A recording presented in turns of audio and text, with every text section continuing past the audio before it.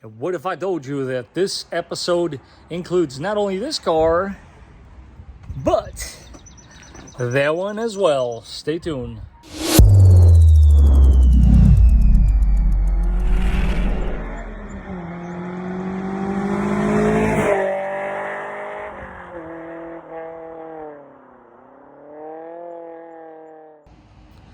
On the last video, I kind of left you guys a hint right at the end. That's why, word to the wise, it is important to watch my videos from beginning to end, because I am always dropping little hints and bits of information. There are, by all means, very informative.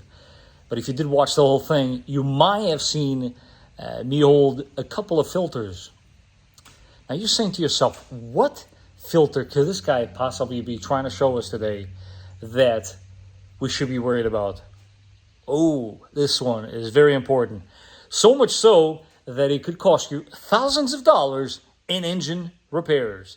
Ladies and gentlemen, welcome back to the channel. This is the Vikings Garage. And no, this item is not even on that board yet. Talk about being backed up with work here. But, as I will show you right now, I'm going to flip this camera around and try not to get blinded by the sun. And you guys will understand what I'm talking about. Here we have an FJ Cruiser. And yes, don't tune out as of yet. This also applies to your 4Runners. And no, I don't have a Tacoma, otherwise I point that one out too. Now, what are we referring to? There they are. These guys filter oil in an oil passage in your engine. And take a wild guess what happens to them over time. They get clogged up. They get clogged up so bad that hopefully that is the case with mine, and I can show you how bad they actually get clogged up. But do me a favor, guys, when you order these, because there's going to be two of these, one on each bank, one on this side, and then another one on that side. Do get the crush washers. You know me, I'm always telling you guys the same story over and over again. There's the part number, that is a 7 at the end, and there's the other part number for the actual filters. You do want two of each, as you just saw there. Now, where are they located? Well, let me show you. At least I'm going to try my very best. So when you take a look where my finger's pointing, again, once I get through the wheel well, I'll probably be able to show you much better. But this, what it looks like to be a block-off plug, that's basically what it is sits in this side is somewhat accessible. Sits on your head. On the other side, the story is a little different because it's going to sit behind your alternator. Still doable, guys, totally doable. I just want to make sure you're aware of the amount of work that it's going to require, at least for that bank there on the driver's side. But let's go ahead and expose the easy one so you guys can see what I am talking about. I'm going to go ahead and give my very best shot here to show you guys where that plug is actually located. Like I said, it's in the head, and it's not what you would call easy to access, but I'm already staring at it. But bear with me. I'll go ahead and zoom in for you guys. Yeah, that's right, you're looking at it. The guy right there in the center. Right there. I will put a little pointy arrow in the screen there, but that's the guy I got to take out, and boy, it's looking fabulous, let me tell you. Let's see what I can do. As always, I do try to give you guys as much information as humanly possible. And this is what I went with. That's 14 at the end. And again, that's the guy in question. I found this to be the best way to get this guy loose. And I mean, if you have a different way, feel free to leave it in the comments down below, but it seems like this is like a straight shot. As you can see, she's loose already, so I'm going to go ahead from the top now and take her off. Should have told you guys this a little earlier, but you do want to grab yourself an assortment at different pliers, and definitely the ones with the thinner tip. It'll make sense to you in a second, because these filters are known for getting stuck in the head, and that's where the pliers come into play. But let me show you what I've encountered already. As you can see here, there's all sorts of little nasty stuff gathering all over this plug, and this more or less gives you a preview of what's happening. do place a rag in this area, literally right above the power steering pump, because a little bit of oil will gush out. But it looks like I might actually be lucky and my filter is already halfway out. But brace yourselves, because I'm about to blow your mind how bad these things get. So that doesn't look too bad, right? But when you look inside, there's a lot of gunk in there, guys. You do not want this restricting your oil system whatsoever. Tip of the advice before you do put in the new filter, I could have potentially cleaned this one, but I'm going to tell you why I'm not going to do that. Because let's go to the new ones. Now, mind you, this is actually not that bad. I've seen way worse than this. These things are made out of plastic, guys. So after all these years, do you really want to trust this plastic to go back in your head and potentially clog up something else? Actually, I want to pound this right on top of this battery so I can show you guys what I'm referring to. Because if you look right at the tip here, there's like some really nasty stuff going on. So what I want to do is grab some parts cleaner, brake cleaner, even throttle body spray will work. And from this angle, you want to spray as much as you can in that hole to try to clean it up. Me personally, keep in mind I'm going to do an oil change right after this, and you should too, in case any of this falls down into the oil pan. But yeah, there you have it. This is what we're doing as far as preventive maintenance, because the last thing you want is oil starvation to the top end. If you have oil starvation, guess what's going to happen to your valves and all those tight clearances? They're eventually going to start wearing prematurely, which will cause noise. Now, should have probably said this a little earlier, but why did I say if you have a Tacoma or a 4Runner, don't go and tune out as of yet? Well, because take a wild guess. We got that same thing too. Different design, but if you look at where I'm pointing, right there, that guy, different design filter, but there's a filter nonetheless. You take that bolt out, and that's exactly what you will find. These are actually a lot easier to access than the FJ. That guy right there. Take both of them out, order your crush washers, order your filters, and you're good to go. Now, yes, as you can see here, this is after 168,000 miles. And again, this one is actually not terrible. I've seen them in a lot worse condition than this. Some of them actually collapsed, which is kind of scary to think that you got an oil passage that has that much blockage in it.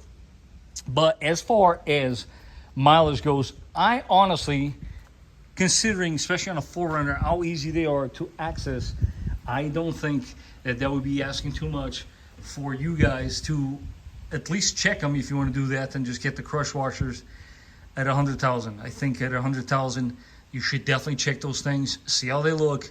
If they look clogged up, replace them.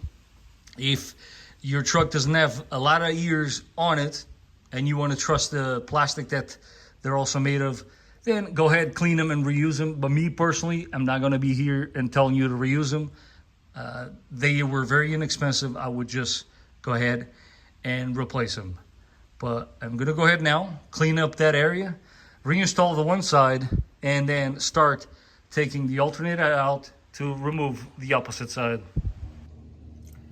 Now, I would very much prefer to, one, of course, clean that plug best as you can. Now, this is just some examples of some sprays that you can use. Obviously, you want to put the little straw in it. I'm going to show you right now. I'm just going to use this one. This one would have worked just as well. But again, remember, I plan on doing an oil change after this. So even if anything works itself inside the engine, the key is to get it out.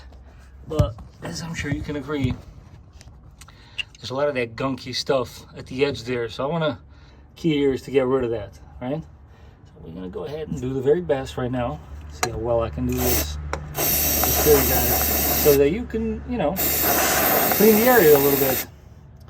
It is an open passage, so you're not going to send anything in. If anything, you're just trying to clean it best as you can, and it drips right down into your rag, hopefully. If not, hey, you're lubricating the frame a little bit, right? And that should do it. I'm gonna keep spraying a little more, but to be honest with you, it looks perfectly fine to me. Just gonna clean the outside a little bit, install the new plug with the washer, and we should be good to go for this side. Now that we got everything cleaned up, new washer, filter goes like so because it clicks right into place. They did this on purpose so that you can insert it like this. Unfortunately, you guys, when you take these off, it is hardly ever the case that the filter actually comes out with the plug because they get so beat up in there. I actually got very lucky. I was expecting to fight this thing with the help of my pliers, but as you guys saw, we got lucky. But there's the hole. We cleaned it up very nicely. Now I'm gonna go ahead, insert it like so, and then of course, as always, I'm gonna go ahead and torque it up.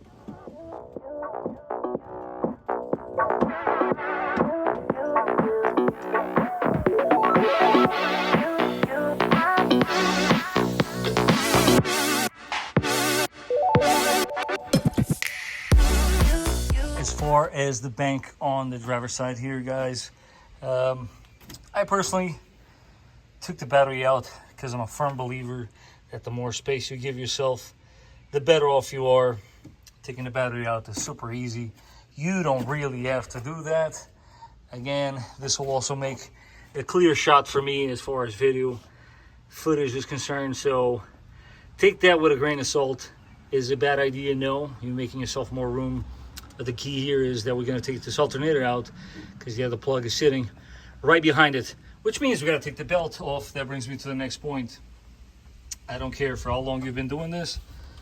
Draw it out. This way you can always get back to it and you'll know which way your belt is routed. Yes, I'm no Picasso, but I did this in a way that I can understand. And this way I know that I'll be routing this properly. Although, mind you, I've done hundreds, thousands of these, so I would have no problem putting it back. But my point is, guys, always, you don't do this every day. Write it down. This way you know which way it goes back in. But next time you see this, I'll have this guy out to expose the other one.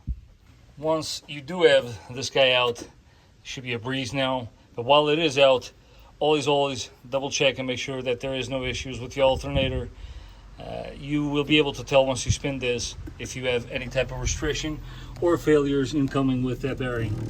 But now that we've made ourselves room, you can clearly see right in there. That's the guy we're trying to remove. And let's see how this one looks. I'll try not to block the shot because as you guys will see, why I'm putting the rags there, they have a tendency of gushing a little bit of oil, which is really not, again, the end of the world. There you go. We got lucky with this one too. That is definitely what you want to see, man. Because I've seen so many, again, YouTube things, for example here, that they get stuck in there and then you got to go with your pliers and take it out. Hey, I'm not complaining, but anyways, let's take a look and see the condition of this one. Again, not too bad, but you can see all that grainy stuff stuck to it. And you know what? How does the saying go? Better safe than sorry. Now guys, although I might not have the best of examples here, if you take a closer look at this filter, you'll see. And look at some of the stuff that's actually stuck to this napkin. See if we can get a... I mean, this was inside your engine, you know? This is like debris. This is more or less in a nutshell what you should be expecting if you are indeed doing 10,000 mile oil changes. But here's a small little test. We're gonna go ahead, dip this in here, and I'm gonna show you guys how dark this water is gonna get. And you can already see the stuff floating all over the place. So this is just one, and it's not even fully cleaned. Pay close attention to it, you'll see that it's still got some debris. Here, let's try another one. Ooh. Yeah, let's flip it the other way. Let's do the other one, same thing. I mean, I can't wait to show you guys what I'm seeing here. You guys see this? I mean, you cannot argue with me that there's a lot of debris there. Now, mind you, I mean, look at the tip of this thing. These things are far from clean. Now, again, your choice. You can totally neglect this, and who knows? You might get 200,000 miles out of your engine. You'll never have top end noise. But a lot of the times, man, correlation codes with timing and tapping noises on the top end. Take a wild guess. Who's the culprit? This guy. They come out and they look like a block of mud. But there you have it. I'm going to go ahead, leave those there, and finish up this job and put this back together. And before you guys do go ahead and torture me in the comment section, yes, I'm going to be torquing it. Magic number here, guys, as crazy as it sounds, because it is, in a piece you would not want to strip, is 46 foot-pounds of torque. Did this one, and of course, now I'm going to check the other side. This is actually a perfect example. I do always try to tell you guys, if you see something that doesn't look right, guys, try to address it sooner than later, because you know that eventually it will become a problem. So if you see this little stuff here, this is obviously should not be in my skin, first of all. But my positive terminal is showing a lot of corrosion. I would typically, to be honest with you, just go ahead and replace this, because you can. They're available through Toyota. All you really need is this piece. Take that nut off and you can easily replace it. But for right now, I'm going to go ahead and use one of my antiques here and knock as much of this corrosion as I possibly can. And that way I'll know that I'm going to have no starting issues. So let me go ahead and do that. Probably should have left that cover in there, but you get the point. We're basically just trying to increase a nice contact here and get rid of as much corrosion as possible.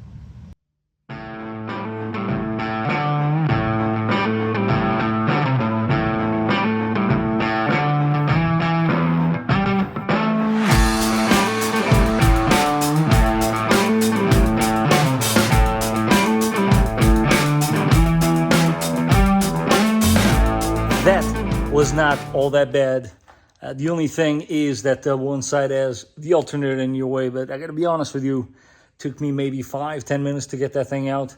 Take the battery out, you'll make yourself so much room, you'll be wondering why you haven't done this sooner than later. With that being said, guys, if you did indeed found this video to be informative, don't forget to smash that like button. I do have other episodes, so feel free to check out the playlist for the maintenance series. We are in episode, I forgot. We've done quite a few. And as always, if you did find this information to be informative, do not forget to share the video. And of course, so you don't miss any more of these videos, don't forget to subscribe. And I will be catching you guys on the next one.